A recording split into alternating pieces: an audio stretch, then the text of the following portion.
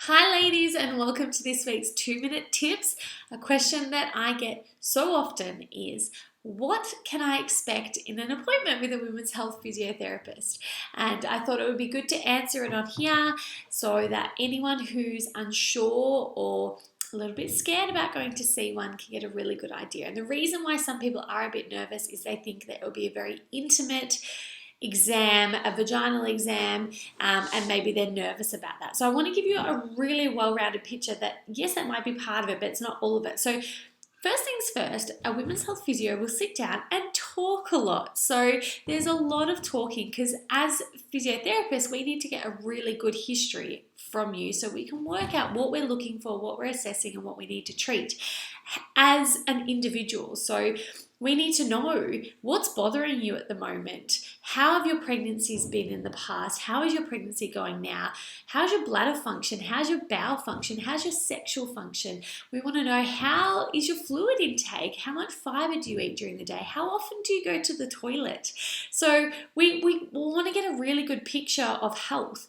How's your general health? How's your fatigue? Are you sleeping well? Have you got a high demand job? We need to get a really good picture of who you are and how your current problem or injury or whatever it is affecting you. We want to know your exercise history. We want to know what motivates you. So what exercise do you want to get back to? What are your goals? What do you actually want to be able to achieve from these sessions? So first things first, there's a lot of talking. Then when it comes to assessment, it will depend on what we are looking for, but generally speaking, we're going to look at how you move. We're going to look at how your back moves, how you squat, how you bend down to the floor, what your general biomechanics are, so we can see whether there may be a musculoskeletal issue. We may also touch some of your muscles if we're looking at pain and things like that. We may want to feel how the muscles are working, the back, the glutes, the core, whatever. When it comes to DRAM, abdominal separation, we'll probably want to have a look at how your tummy is in standing and in lying. We might get you to move your legs a little bit. We might get you to do some stomach contractions. We might feel your midline and see how wide your gap is or what it does when you move. That's just some general things that we might look at with your tummy. And then the main thing that people want to know about is, how do we assess your pelvic floor? So there are so many ways we can assess your pelvic floor. We'll get a really good idea of what we need to look for with your pelvic floor from getting your history, from having that big chat at the start. But it doesn't always mean an internal exam. And remember, you don't ever have to have an internal exam. Sure, it can be a really, really good way of knowing what's going on. But if you feel uncomfortable, it's never something that you have to do. Please do keep that in mind. You are in charge of your body, and it's never something you have to do. So it is an option. So internal exam is, yes, one of the best ways that we can check your pelvic floor and your internal vaginal structures.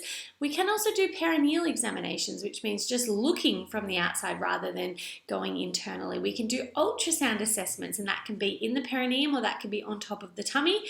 And sometimes we can just do abdominal work, which is related to pelvic floor, but without looking, touching, seeing. And this might make women feel more comfortable for the first couple of sessions anyway. And if we're talking about something like an overactive pelvic floor, I would rarely do an internal vaginal examination until at least sort of session 3 or so anyway. So that's a quick summary. I hope that helps for anyone who might be feeling nervous that the exam with a physio might be really intimate or uncomfortable. We are the nicest creatures in the world. There's a lot of talking, there's a lot of goal setting, and that's just a rough picture. So please don't hesitate to book in with your local women's health physio.